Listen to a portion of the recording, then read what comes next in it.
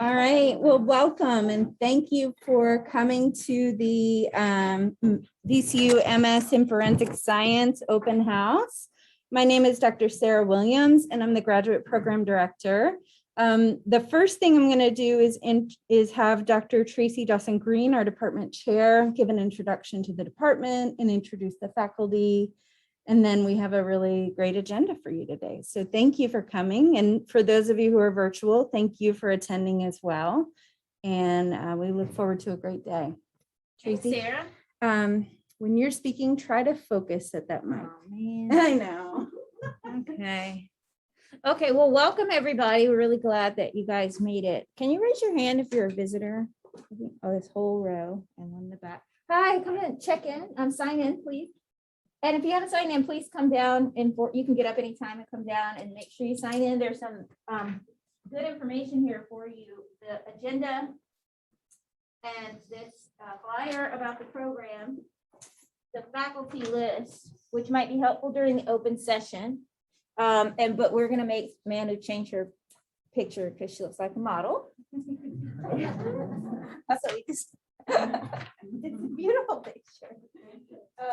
And then these other 4 stacks are the different tracks that we offer in the program. So you can pick up all of them or one of them, whichever one you're interested in, or all of the above if you want.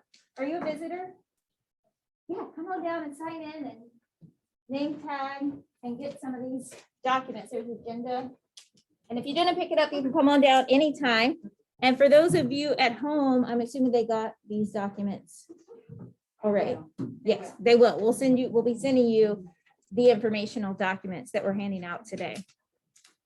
So again, welcome to Richmond, welcome to VCU, and welcome to the Department of Forensic Science. We are really happy to have you guys here. We're really happy to be back in person with this event. We've been virtual the last two were virtual. So we're really happy to be able to offer an in-person option because we think that getting you here and meeting you and seeing your faces and you seeing our faces and seeing our facilities and our other resources in the department really can make a big difference. So I would encourage you today to talk to as many people as you can, talk to the faculty, talk to the existing students, talk to the staff that are around, and get a feel for what this department is like. And if you think that you would fit in here. VCU is a very large university, and Dr. Williams will be telling you more about that later, but we are a relatively small department. So it's really a great mix, in my opinion, because we have the resources of this large university, including a new Starbucks right across the street, which makes me really happy. Every corner, there's all the resources that you could need are right at your fingertips, but you have the more kind of family, student-focused atmosphere that you might expect in a smaller university within our department. The faculty, many of us are on first name basis with some of our grad students, and we work very closely with the grad students. We don't have a PhD program, so the master's student, we do have some PhD students in the department from other programs that are doing research with our faculty, but we don't have a PhD program. And what that means is that we spend administratively, we give, and research-wise, probably 80–90% of our time to our master's program, to our graduate education time to our master's program.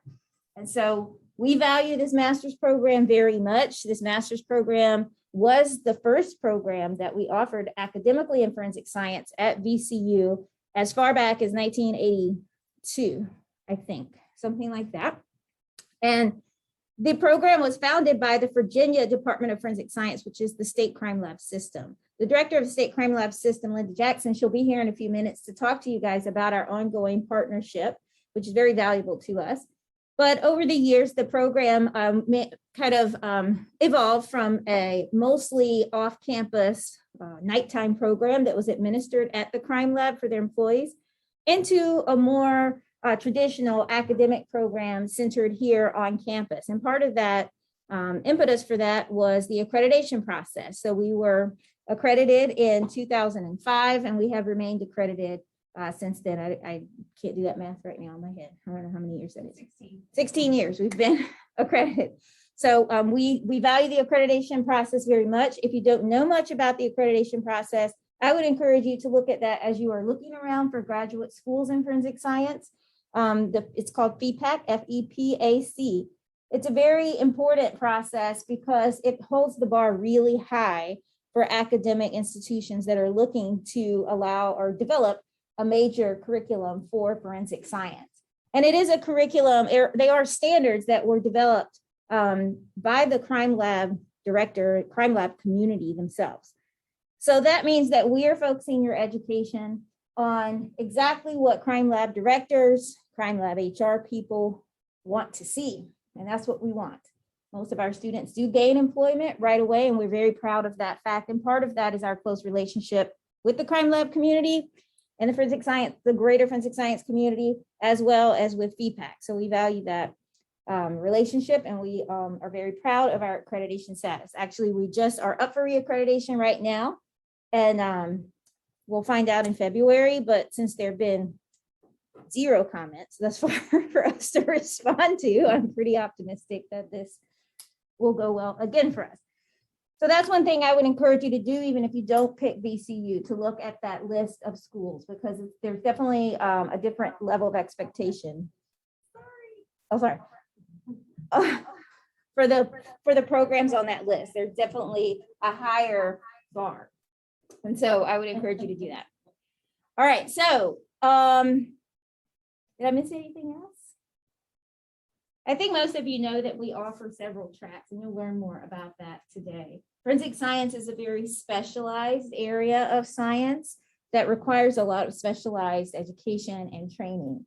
We are not a training program. We're not going to get you to the point of walking out of here as a qualified person, but our goal is really to get you prepared for a training program so that when you do leave here, you can get through a training program with remarkable speed and fortitude in a way that other students would not. And that's what we're hoping to do in this program. We also have many of our students that go on to additional graduate education, PhDs. We've had people go to medical school. We've had people go to law school from this program. The vast majority of our students, though, are fast-tracked into positions in forensic science laboratories. So throughout the day, you'll be hearing about the 4 tracks. Dr. Williams will tell you about the 4 tracks. 4? Is it? Yes, 4. 2 forensic chemistry tracks, a forensic biology track, and physical science track. All right. So I'm going to talk to you about the program in general, the concentrations, what the curriculum looks like, and what a theoretical schedule would look like if you came here to the master's program. We're going to go through what the Directed Research project is and what kind of success our students have had with it. We'll go over admissions. We'll go over pretty much everything I can think of and that other students have asked me about, so that you can have kind of a comprehensive overview of what forensic science at VCU is like. And then hopefully I can finish all that by 12:30 so that we can go downstairs. We'll have lunch for you. It'll be in the department halls. The faculty will be there so you can talk to them about questions you might have. The students will be there. You can tour the labs. You can tour the teaching classrooms. Everything will be open to you, okay? While I'm working through my presentation, please feel free to ask questions at any time. If I'm not clear about something, ask me, and I'm happy to stop. I prefer interactive rather than just speaking at you. So definitely ask questions if you have them. Okay. So how many of you are in a forensic science program? Okay. So most of you are coming from a basic STEM discipline, right? Physics, biology, chemistry, biochemistry, molecular biology, something like that. Great. So just kind of a super brief overview. Again, as I mentioned in my intro, I had no idea what forensic science was back in 2001 when I was looking for some way to apply my passion for molecular biology in a different way.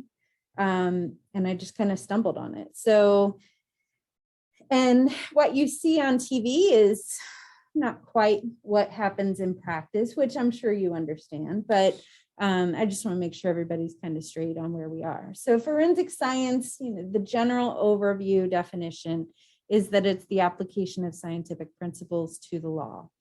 Now, when we dial into, so that means a lot of different things, right? It means engineering when buildings go down. It means dentistry for bite marks and body identifications. It means fingerprints, firearms, DNA. It means all of that. And so here at VCU, we primarily focus on what we call the criminalistics specialties, which is what you would see in a standard crime laboratory. So not so much the engineering and not digital forensics for now. We hope to do that in 2 or 3 years. But what physical evidence analysis, so DNA and body fluid identification, drugs and toxicology, fingerprints, firearms, impressions, tool marks, anthropology. Okay, and that's what we focus on because that's where the job demands are for the most part.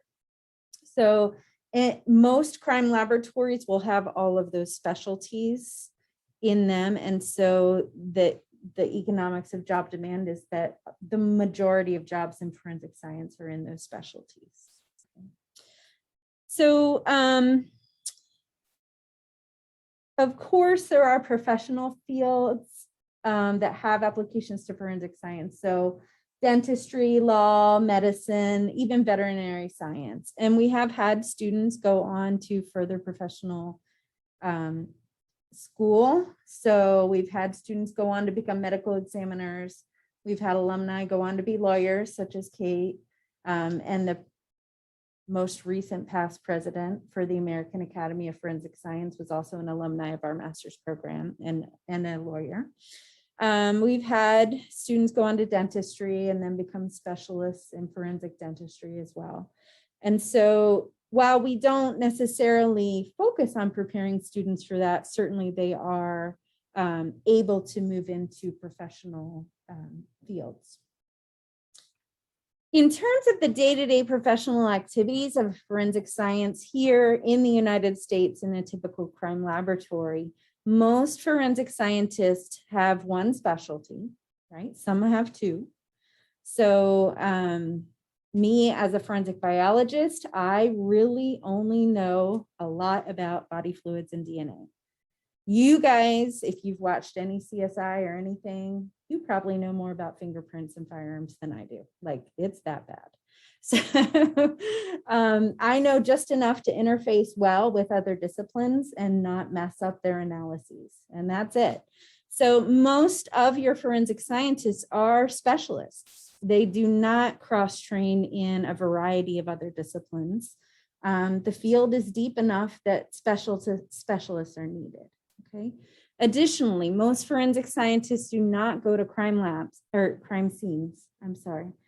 Most of the time, crime scene investigation and collection of evidence at the crime scene is done by crime scene investigators, and they're typically employed by the police departments.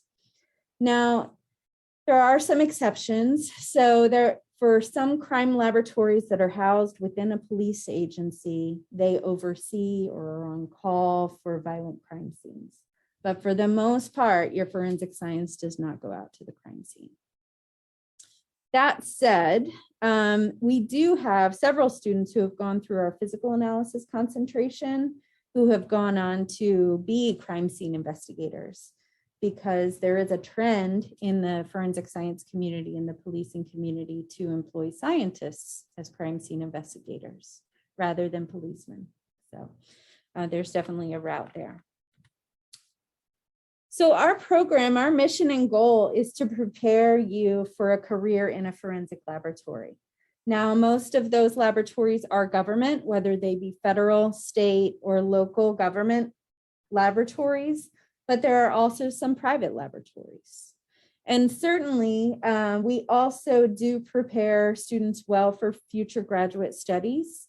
So over the past 5 years, we average 2 to 3 students every year going into PhD programs.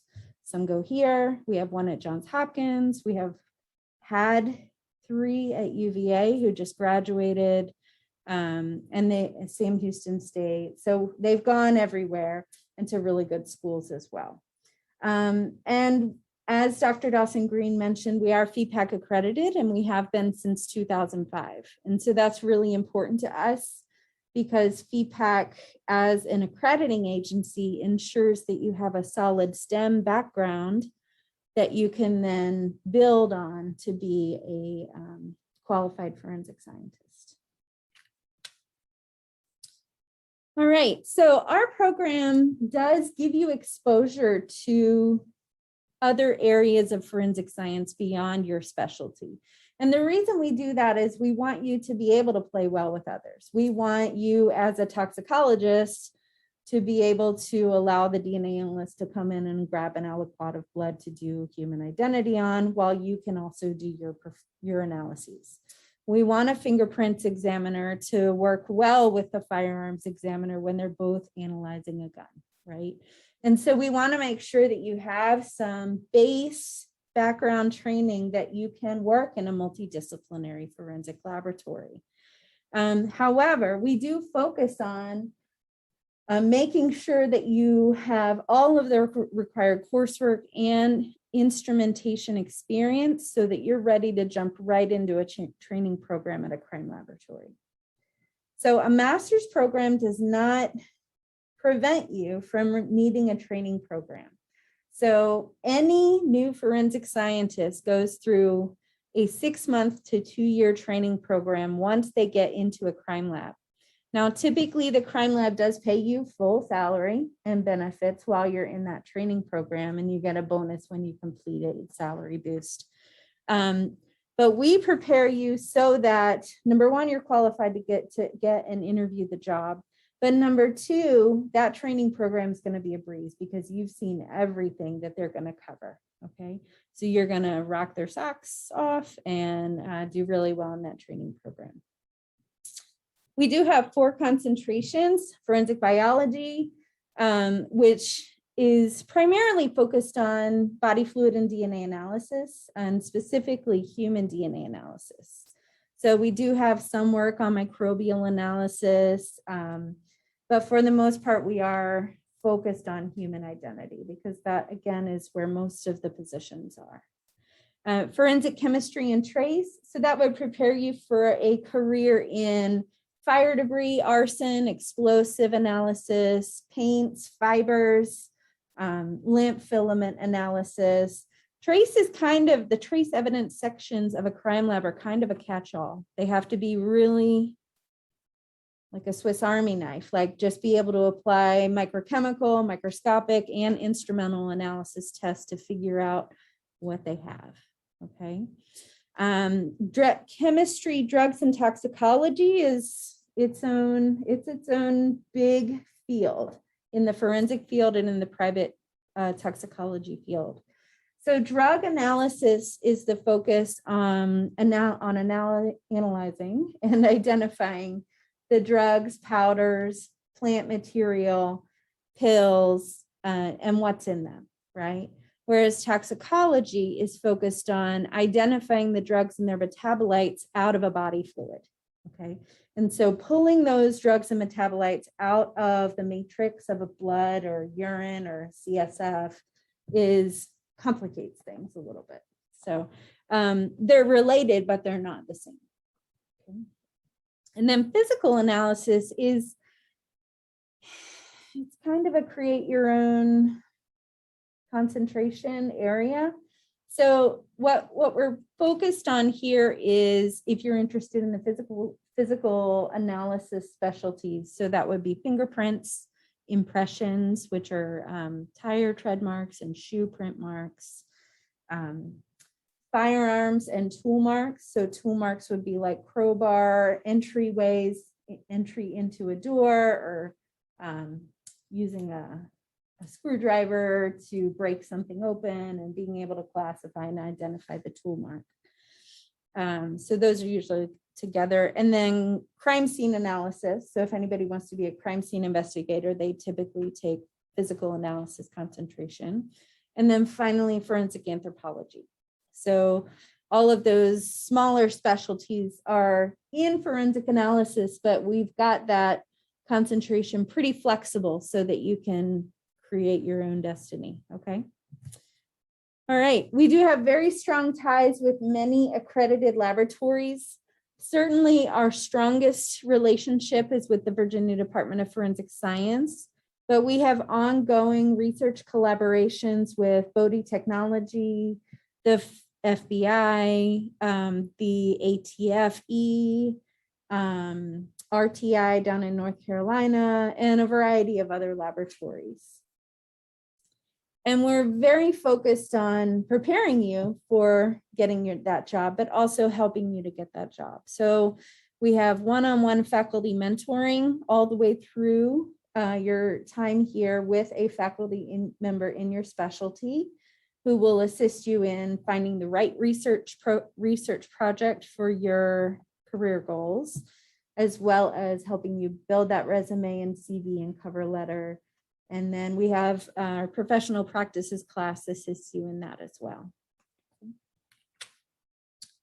All right, so benefits of our program, as Dr. Dawson-Green mentioned, over 70% of our faculty spent at least 5 years in a crime laboratory. So we know what we're talking about when we're teaching you about the instrumentation and how to handle a case and chain of custody and all of that.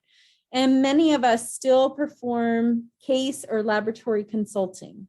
So we're reviewing case files, we're testifying on cold cases, we're assisting in innocence project analyses and that type of thing. And we're also very active in the community. So we're active in the American Academy of Forensic Science and all of these other organizations that you see listed here, as well as in the bodies that make up the standards, the TWIGs and the OSACs. And we're very focused on research. As a master's student, you're required to do a research project, and it is thesis level research project. And many of those end up as peer-reviewed publications. So over 80% of the publications by our faculty were included master's student co-authors. All right, instrumentation. So as we want to prepare you to be a forensic scientist, you have to understand the instrumentation, not just how to stick the sample in and push the button, but also to take it apart, to maintain it, to adjust those software parameters, and to be ready for the next iteration of that piece of instrumentation.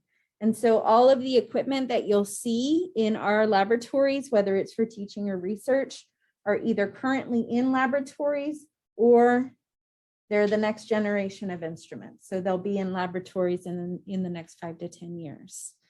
We have very small laboratory class sizes for the master's program, less than 12 students in each laboratory. And then once you get into your specialty, it's usually even smaller. So maybe 8 to 10. And then in most of the classes, we do require that you maintain the instruments as part of your classroom requirement, your syllabus requirements, so that you become even more familiar with the instruments. And I know that's kind of petty, but it's actually really important. And several of our students have gotten jobs simply because they knew certain instruments, and the laboratory either needed somebody who knew that instrument or they wanted to bring that instrument into their lab. We do have strong ties with the forensic community overall. Our students are very active in presenting at the national and regional meetings. Right now, we're planning on the American Academy of Forensic Science meeting in Seattle in February. And so I know of at least 15 of our master's students who are going and presenting their work, and all of the faculty will be there as well. So we're really, that's a real big focus for us, is getting our students out and presenting quality research. And then in terms of opportunities for research, we want you to focus on research that's relevant to the forensic science community. So it has to be somehow either something that's going to help the forensic analysts tomorrow or in 5 to 10 years, depending on the type of project. But we do make sure that each of our students gets experience in their specific concentration and relevant research. I'll talk about the research a little bit more in just a little bit. Like Dr. Dawson Green mentioned, we're a small program with the benefits of a larger university. So as you saw, we have 11 faculty members. We also have three staff members that assist us and our students in making the department run smoothly. And we have a very large undergraduate set of majors, about 400, but we only have about 40 master's students. And so we know all of them, by face and by name. And especially when you move into your concentration, you're going to know the faculty members in your concentration even better. You're going to be with them a lot and they're going to be great advocates for you in terms of networking and supporting you and writing letters of recommendation. We do have opportunities outside of the classroom for our students as well. We have 2 forensic science student clubs, one just for graduate students and one that is undergraduate and graduate, and both are very active. They have activities every month. They go to the shooting range and fire guns, and they have blood drives, and they invite speakers from the FBI and NIST and medical examiners' offices. And so they're pretty vibrant, and it's another nice way to kind of find your group of people in such a large school. Any questions so far? I'm going to dig into the curriculum next. Okay. So this is a full-time program. It takes 2 years from August to May. And you typically are doing work in the summer between your first and second years as well. And I'll talk about that a little bit as we go along. It's a big master's program. So 42 credits is a really big master's program. Most master's programs are about 30 credits, but we just feel like that's what we need to prepare you well for your career. And 26 of those credits are core credits that everybody in the program takes, and then 16 specialize along your area of concentration. Most of those do have laboratory hands-on work. Most of those credits I'll show you in just a little bit. And then the majority of our classes are here in this building or in the STEM building across the street. But we do have some classes that are at the crime laboratory, which is about 1.5 miles away and on the bus route. And we occasionally do send students over to the medical campus if there's specific electives that are going to be useful to them and their career. So these are the core courses that are required for all students. Everybody takes seminar. So this is where we have outside speakers come in and speak about different topics in forensic science. The faculty speak about their research. And some students also defend their directed research projects in seminar as well. So 3 of your 4 semesters here, you take seminar. It's currently online. I don't know if it's going to switch back to in-person or not. It's kind of nice for it to be online because we can get more people attending and more outside speakers, but in-person is always great. All of our graduate classes, with the exception of 1 or 2, have been in person this year. I think there's a couple of lectures that have been online on the graduate side, but the majority have been in person. And they will continue to be. Everybody takes stats. Everybody takes a patterns class. Now you can choose if you want to take pattern evidence, which is fingerprints and impressions, or if you want to take firearms or tool marks. But we want you to pick one. Okay. Everybody takes evidence in criminal procedure. So this is a class that helps you kind of see where your place as a forensic scientist is in the whole court system, the whole adjudication of a case from start to finish, and how we are a minor part, but we're sometimes an important minor part. And I think that perspective is important. Everybody takes 671, which is instrumentation in forensic chemistry. Everybody except for the forensic biologists also take the laboratory. So the forensic biologists actually take the DNA lab instead. Everybody takes the DNA lecture, right? And everybody takes microscopy and lab.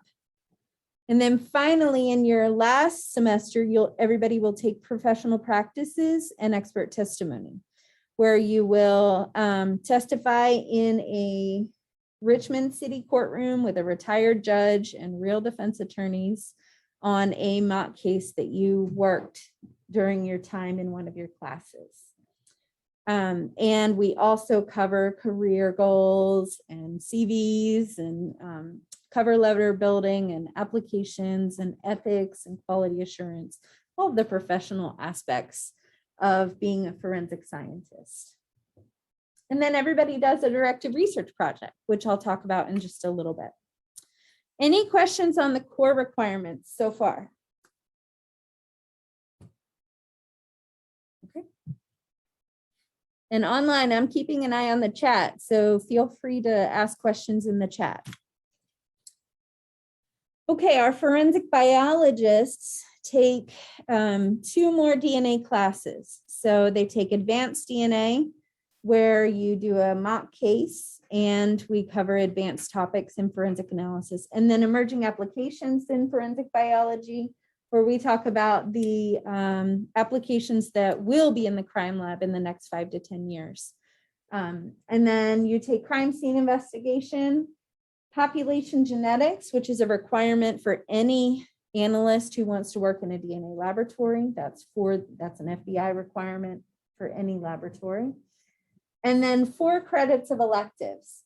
Usually your faculty advisor reviews your undergraduate transcript, works with you to make sure you meet all of those FBI quality assurance standards. So there's a set of 4 courses that you have to be a DNA analyst: biochemistry, genetics, molecular biology, training in statistics, and population genetics. Okay. And so we cover almost all of it. And we have admissions requirements to make sure that you're on your way. But we use those 4 credits to address anything that we think needs strengthening to help you get a job. All right, drugs tox. You guys are taking 672, which is advanced drug analysis. You're taking forensic toxicology 1 and forensic toxicology 2. All of those are lecture and laboratory combined. And then you choose whether you want to take medicine, forensic medicine, or crime scene investigation. And that is absolutely dependent on your career interest. So if you want to be a drug analyst, you're more likely to be associated with meth labs and crime scene stuff. So you would take crime scene. If you're a toxicologist, you'll be interfacing a lot with the medical examiner's office. And so forensic medicine is useful for you. Yeah. Classes like this, where it's like you can do this one or this one, depending on what you specialize, would that be like a second year class? So you tried your first year to kind of decide what you want to do? Typically, you're going to know what you want to do by the end of the first semester. And specifically, the crime scene course is taught every year. And the medicine course is taught every other year. So sometimes it'll fall at the end of your first year and sometimes it'll fall at the end of your second year. It really depends. Yeah, sure. And then you'll take 4 elective credits. At least 1 credit has to be an upper graduate level chemistry course. We have several like 1 to 1.5 credit chemistry modules that you can take. So it doesn't have to take up your whole elective set. Any questions on chemistry?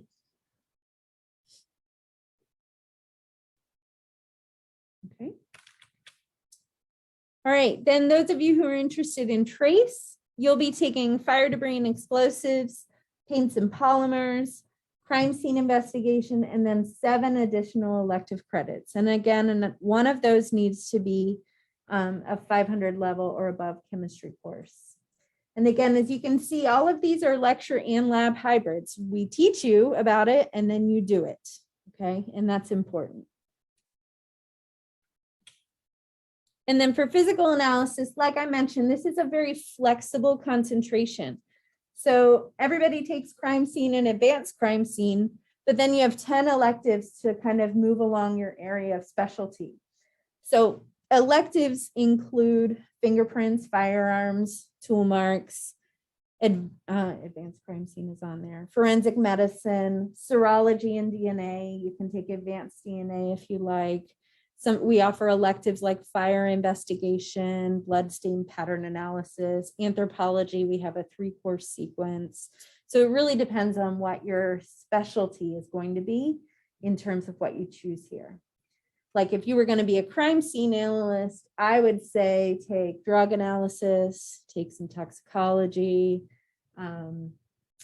take the fingerprints and firearms and tool marks so that you can identify those, and that would fill up your electives pretty quickly. All right, so this is an example program for a biology student. But we have example programs for all of the concentrations in our bulletin and on the website. So if you're not interested in biology, I can show you where they are, or you can look them up. We have a program manual as well that does this. So, but your first fall semester is going to be pretty similar for everybody. Everybody's going to take microscopy. Everybody's going to take instrumentation. Everybody's going to take seminar. And the only difference between the concentrations is that your DNA, your biology people will take lab in biology. Everybody else will take lab in instrumentation in forensic chemistry. And then moving into your spring, most people will take crime scene and stats and seminar, and then they'll have one area where they will start to move down the path of their specialization. Usually people will start their research project in the summer between the first and second years, although that's not written in stone. It's just usually what people do. And then in the fall, the one thing everybody takes is the evidence and procedure. And then the other courses are all specialization in your concentration. And then in the spring, everybody takes, where's professional practices? Professional practices, which should be right here. And then courses along their concentration area. So you're taking somewhere between 9 and 11 credits per semester. That's 3 to 4 classes. And you're usually doing your research in the summer and then into your second year. Okay. Questions on that?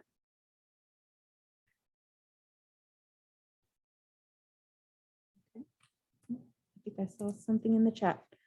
All right, so Nikki was wondering how easy it would be to change concentrations, and that probably addresses your question as well.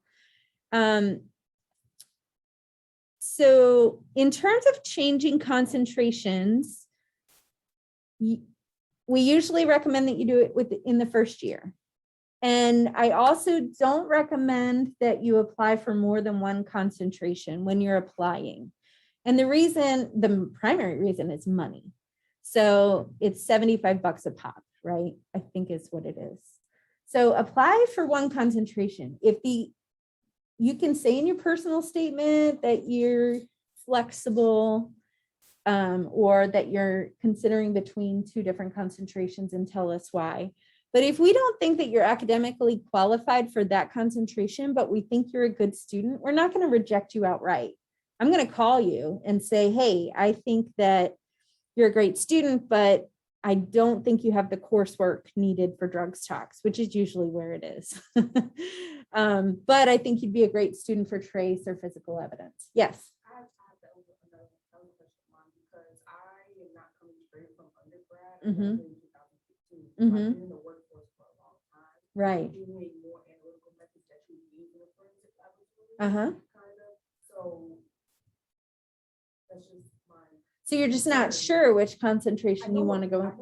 Okay. Right, but I haven't been in school since 2015. Mm-hmm. So my concern is that even though it's something I want to do, right? I know I need a master's to pursue my education in this field, but not necessarily like, do I need a master's? Mm-hmm.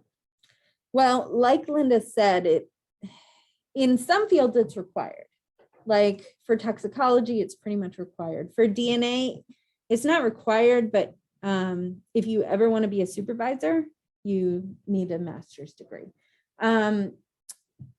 but it does give you a competitive advantage. And for example, I would say our undergraduates, about 33% of them end up in a forensic laboratory. In our graduate program, about 90% of them end up in a forensic laboratory, and the other 10% chose to go on to grad school or went to a private analytical lab. So it does really give you the leg up to get into the field. Okay, so yes, you can change your concentration. We recommend within the first year, and really what it requires is a meeting with me. We go over your undergraduate transcripts, make sure you're qualified, and then we set a path forward for you to change. And that usually happens. You usually have 1 or 2 students a year who switch. It's not a big deal. And then Nikki's second question was, if you're choosing a physical track, are you creating a pigeonhole for what you could do once you graduate? Well, you're creating a pigeonhole for any concentration, in my opinion. However, everybody gets jobs. So to me, it's not a big deal.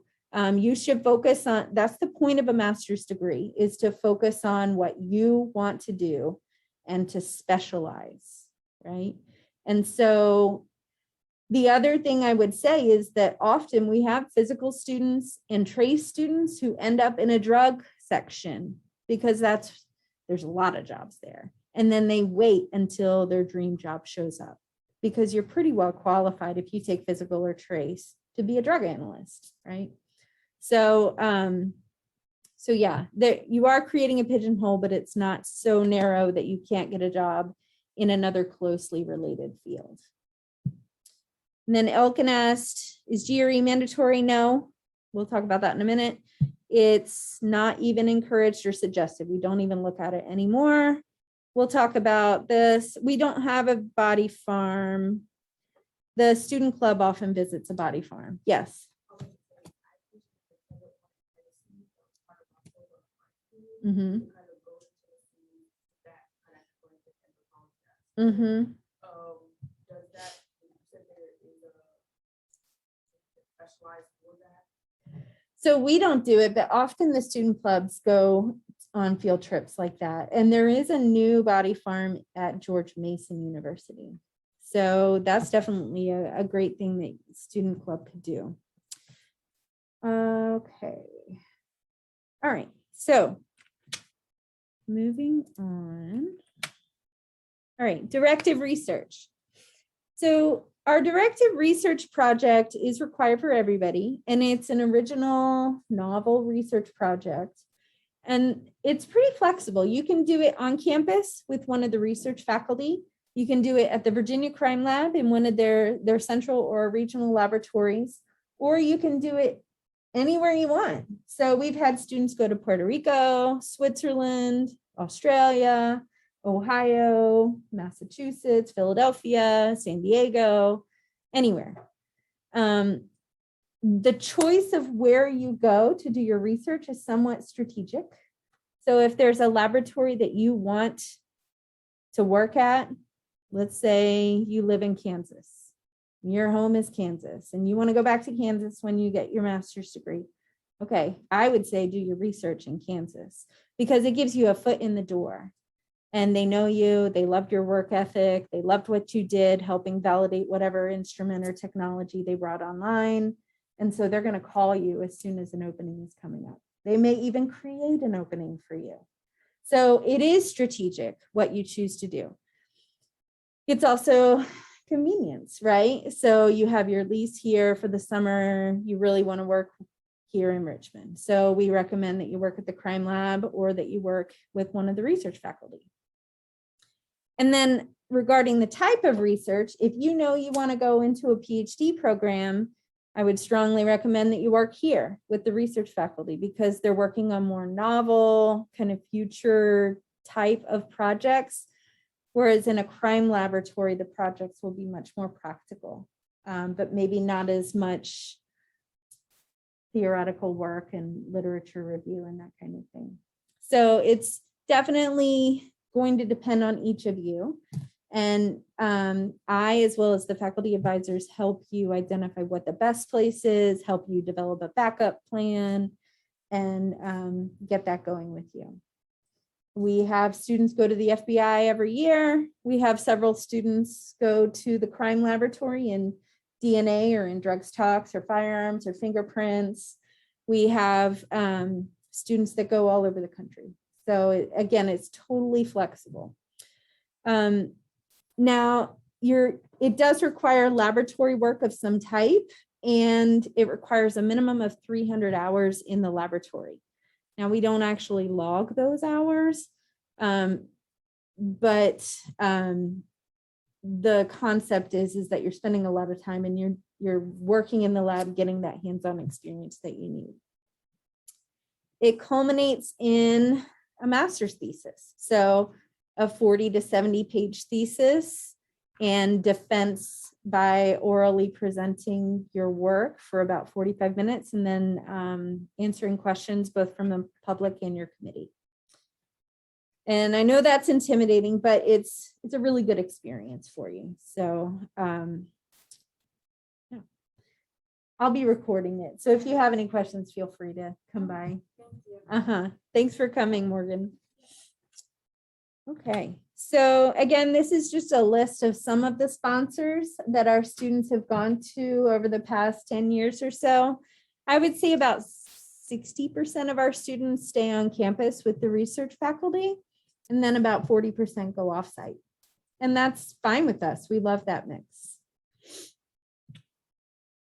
All right, and then the faculty members, I'm not going to go over this because I'm kind of limited on time, but also there's a handout here that hopefully you guys got or that you'll pick up on your way out, and online I'll send it to you, that covers the research areas for each of the faculty members.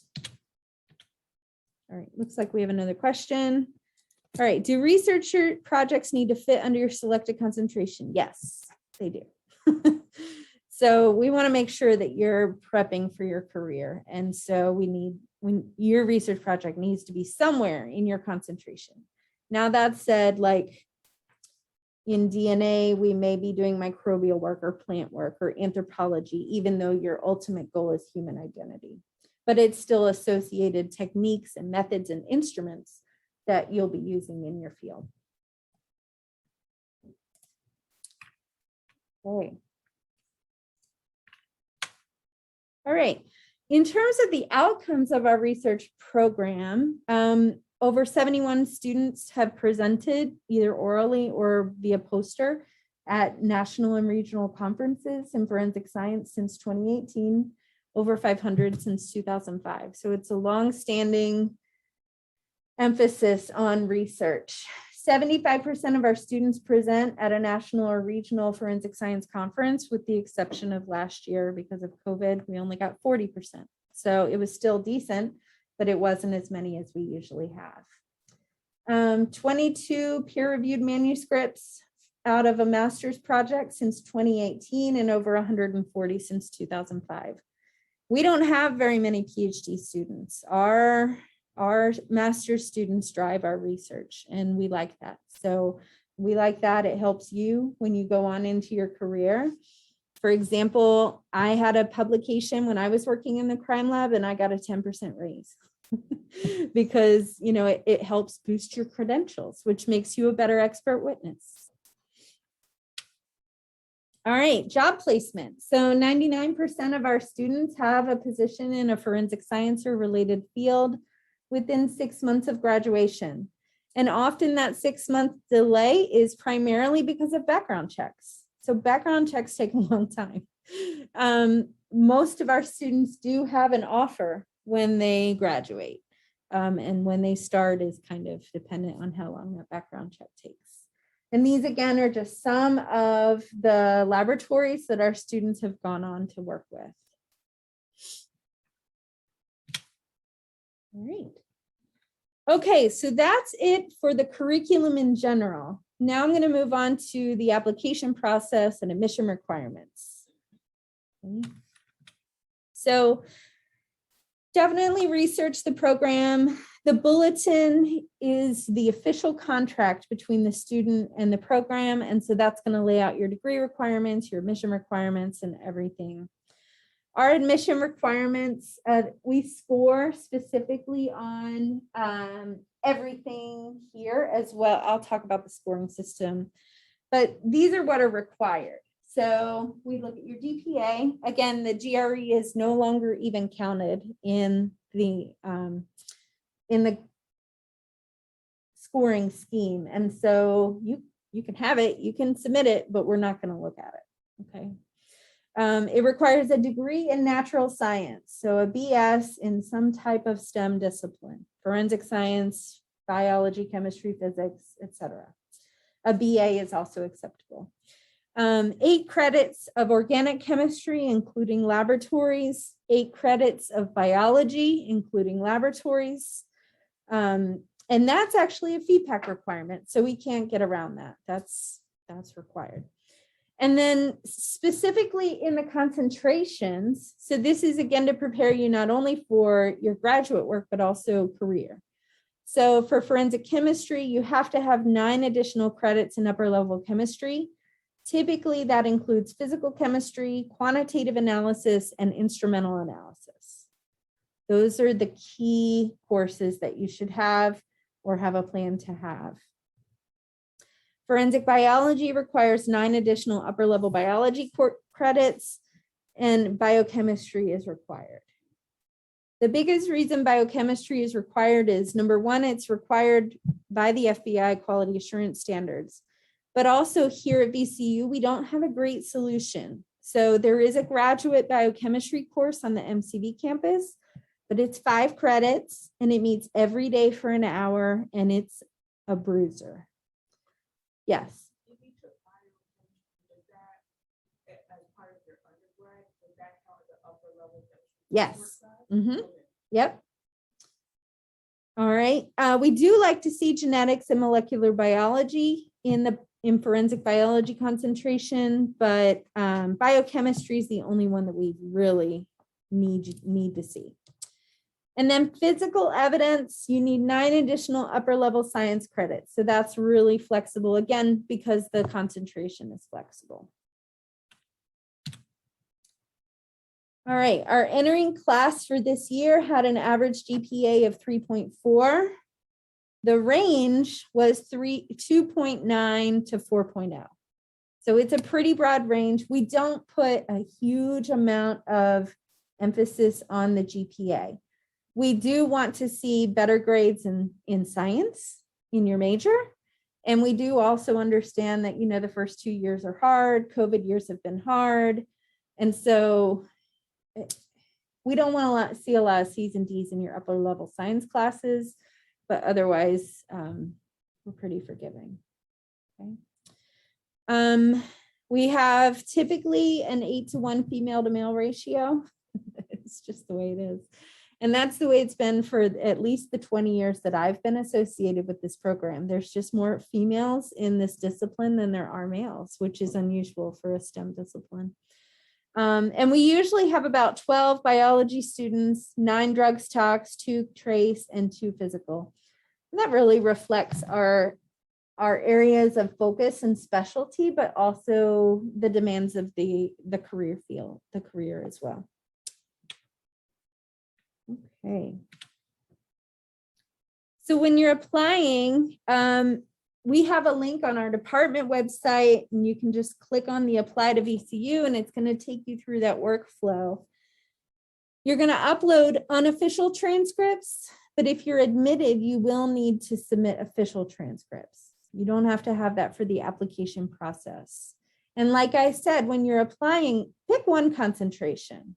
Don't pay for multiple concentrations. We will evaluate you for all of them, even if you even if you didn't.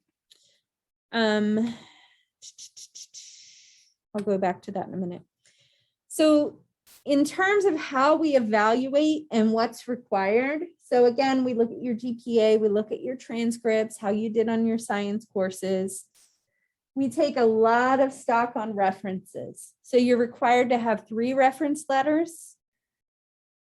Please make sure that there are people who can speak to your scientific aptitude and people who know you well. Hopefully, if you have any laboratory experience or you have any 300 or 400 level laboratory courses where the faculty member could observe you and work with you closely, those would be ideal. If you worked in somebody's lab doing research, we expect a letter from them.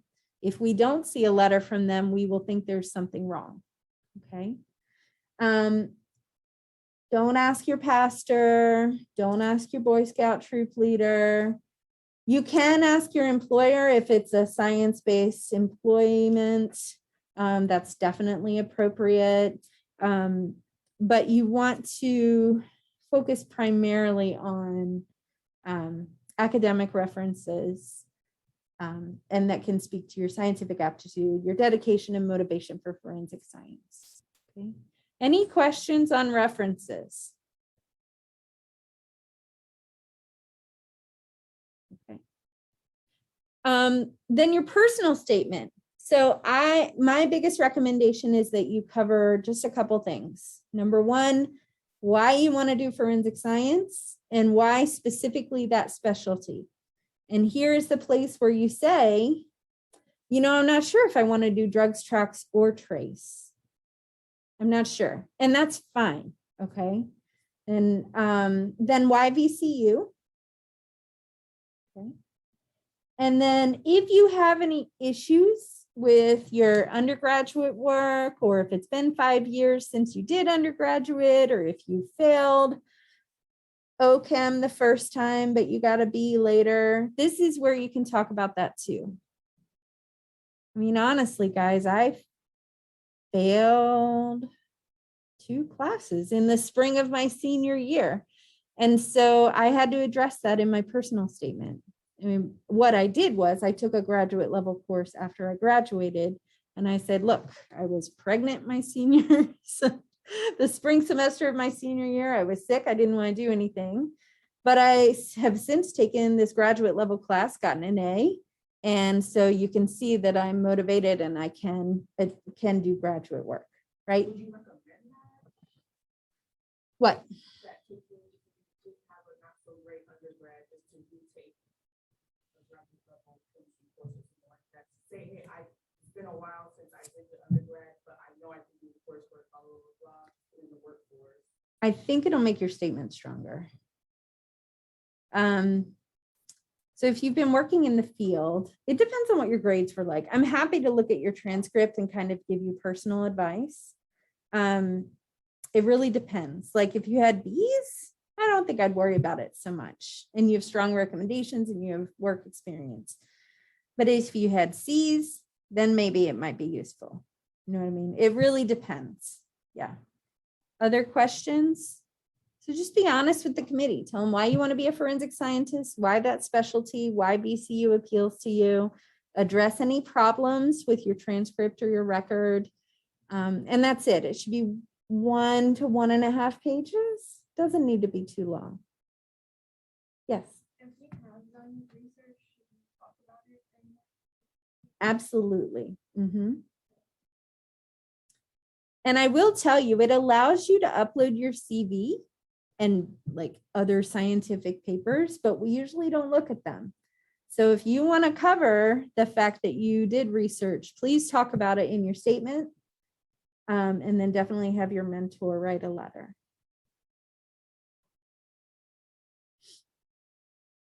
Okay. All right, so GPA references, personal statement, we review your transcripts. We definitely make sure that you have these biology and chemistry classes and then any specialized classes, as I mentioned, for the concentration that you're interested in. In terms of admissions, so the deadline's March 1st, but we usually are almost full at that point. So I would recommend that you apply early. We start reviewing admissions as early as mid-December before we go on Christmas break. And then we review every 2 weeks until April. So, yeah, get your application in early, particularly if you're interested in teaching assistantships or any type of funding.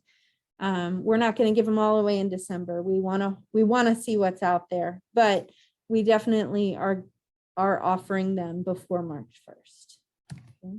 Yes. So does that review, if you like already have all of your stuff in, like your references are thinking how to write their letters or whatever, would y'all start reviewing before the reference letters are in, or do you review it all at once? We review it all at once. Yeah. The only time we start making exceptions is like in late April. If there's one letter missing, then we'll review it without that third letter. But if you want to be considered early, harass your professors. Did somebody over here have a question? I do. So is it for a reference letter, do you put in your email and it notifies the? Yes. Yeah. So you're going to put their email in, and you're going to say whether or not you waive the right to review it. Make sure that you clear it with them before you sign them up to write a letter, because then you don't want a grumpy faculty member writing a letter, right? You want a happy faculty member writing a letter. Okay. Okay. So Senya asked, should international students get the evaluation of an academic transcript? Yes, you should. And also you'll need the TOEFL, the English language literacy score test. Yeah. And then Macy asked, if you submit earlier, are you given an acceptance, or does it wait until after the official deadline? I notify you right away. So within a day or two of our meeting, I contact everybody who's been accepted or waitlisted. Usually we hold on the wait list because we'll start going through that in March. But if you've been accepted, or if it's a provisional admission, like I need you to take another class, I notify you right away. Yeah. And then if we're missing a few required courses and we have already taken a BS, is it possible to take a few during your time as a master's student in the program, or would you recommend taking them and passing prior to applying? Depends on how many. So we do provisional admissions, but usually it's only with the requirement that you take 1 or 2 classes. And again, it's because this program is so heavy, like it's 11 credits, graduate credits every semester. And so we typically recommend that you take it before you come, unless it's just 1 class. Okay. Yeah. Do you have a recommendation as far as how far ahead of time you should for recommendation? Every faculty member is going to be different. You know, some of them will sit on it for 6 weeks, and some of them will do it tomorrow. But so the good thing is that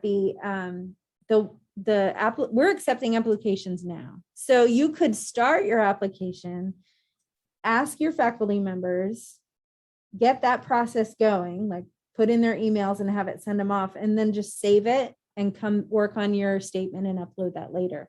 You don't have to do it all in one stretch. You can save your application, and that's what I would recommend. And I think it notifies you when they have submitted, but it doesn't show you what they submitted. Okay. All right.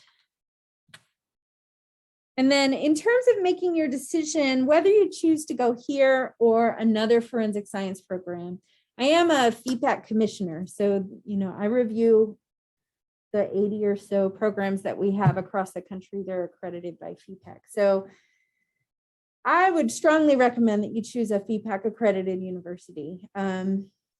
The crime laboratories know that a FEPAC accredited program is going to give you the background that you need. The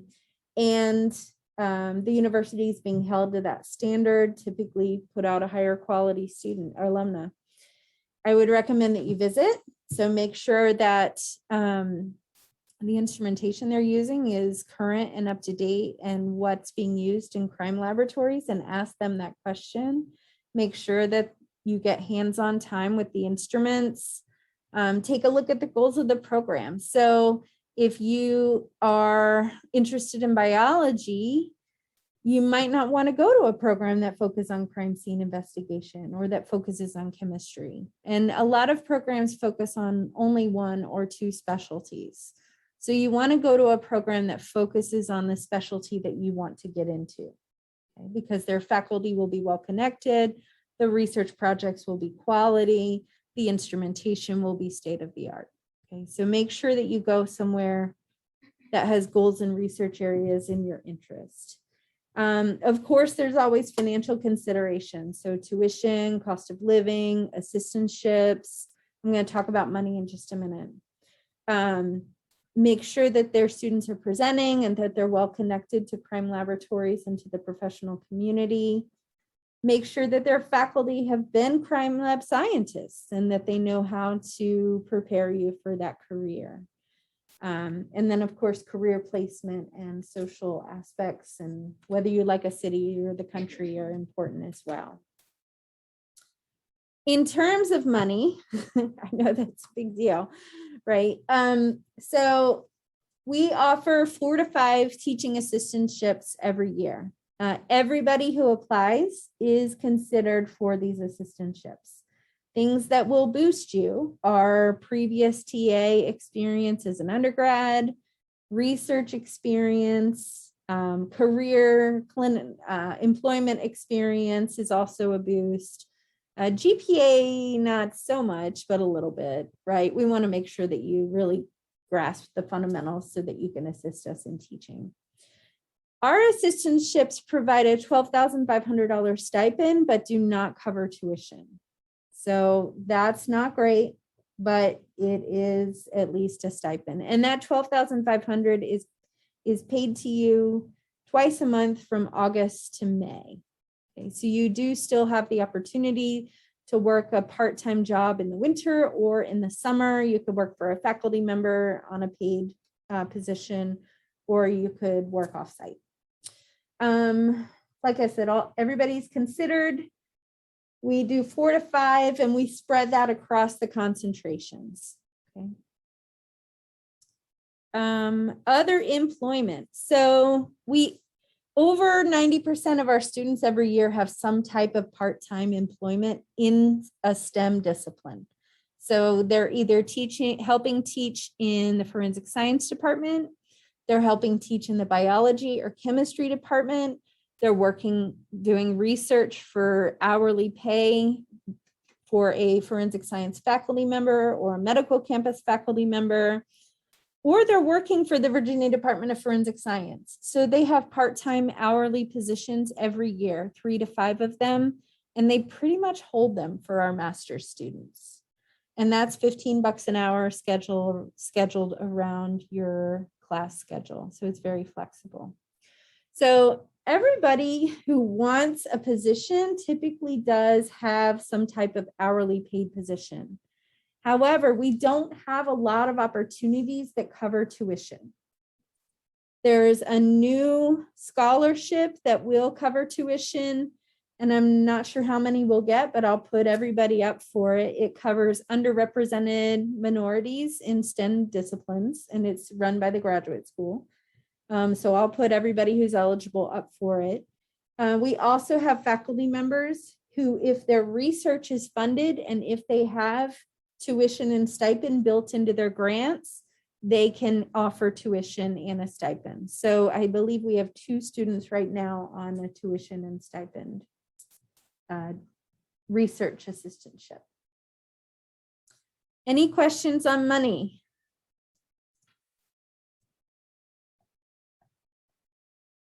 All right, so Elkin asks, do I have any advice on prospective students that have not practiced in the forensic field for the last 4 to 5 years, specifically for letters of recommendation and personal statement? So for your letters of recommendation, Elkin, I would probably go ahead and go back to your faculty member for one of your letters, but then your other 2, one of them can be your military supervisor. Another one could be another faculty member or somebody who knows about any research that you did previously before you did your military service. And then in your personal statement, just talk about what you did before your military service, talk about what you did in your military service, if you can talk about it, and what your motivation is for moving into forensic science. We actually have a student who did that 6 years ago, got his master's with us after coming out of military service, got his PhD at UVA, and now he's doing a postdoc in Dr. Dawson Green's lab. So that's not unusual. Do I have resources for out-of-state students to get scholarships or money for tuition? So we do have a couple of scholarships every year. As I said, there's one for underrepresented students. I honestly have made the argument that everybody's an underrepresented student in forensic science, primarily because most of them are women. And then I make the argument that since we have so few men in forensic science, that men are underrepresented minorities as well. I would submit everybody. So we have that scholarship. We have the GRAs, the Graduate Research Assistantships. And then we have a couple of small scholarships that everybody can apply for. They're about $1,000 to $2,000, and they're scattered in the first year and the second year. Okay.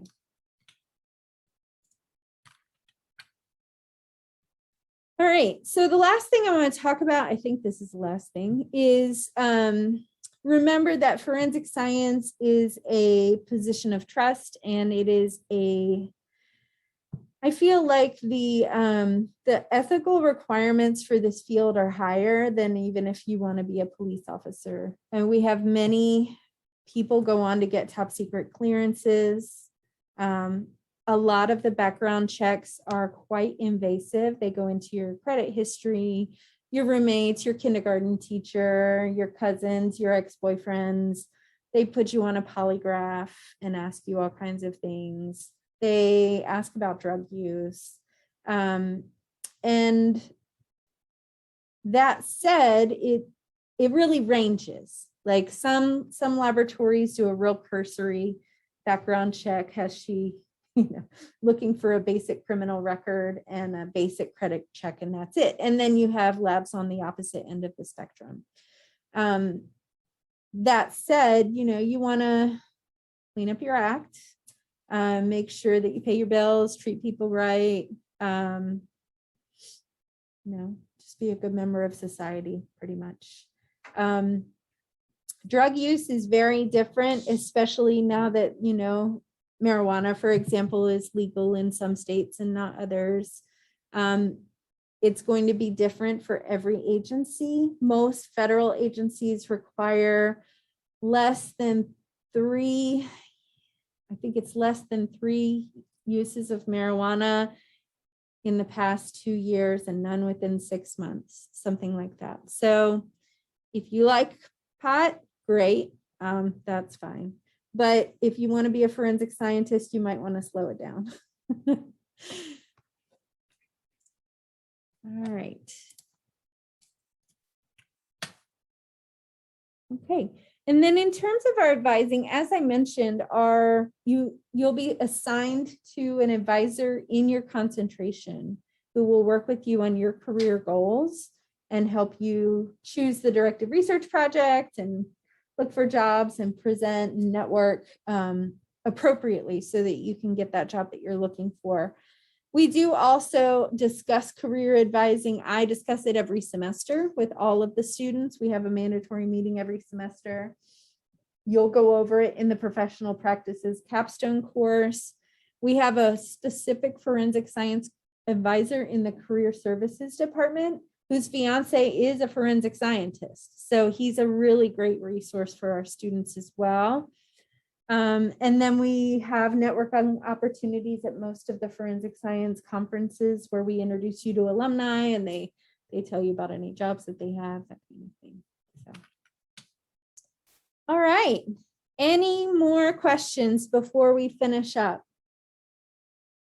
We have about 7 minutes before we need to go downstairs to the meet and greet. Yes.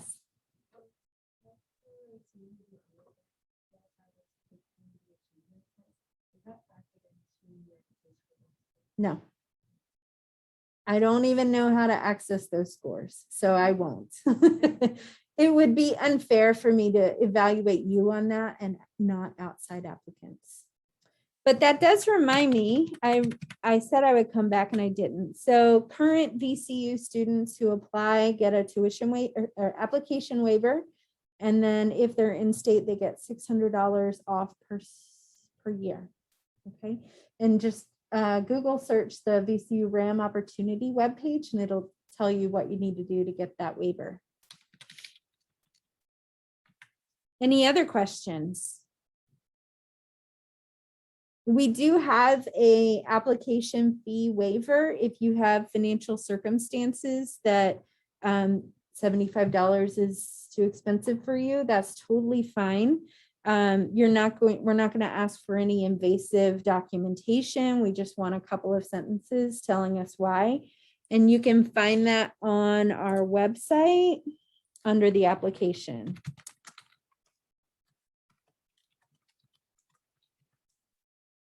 You go to VCU Forensic Science, graduate admissions. And that covers pretty much everything I already talked about here. And then right here is the process for an application fee waiver. Okay. And then probably early next week, I'll be posting this year's open house here. I'll take out the part where everybody introduce themselves. But if you ever want to go back to this, you're welcome to go back to this. And those of you who are virtual, we also have a department tour on YouTube here that you can look through as well. All right. Any last questions before we close out?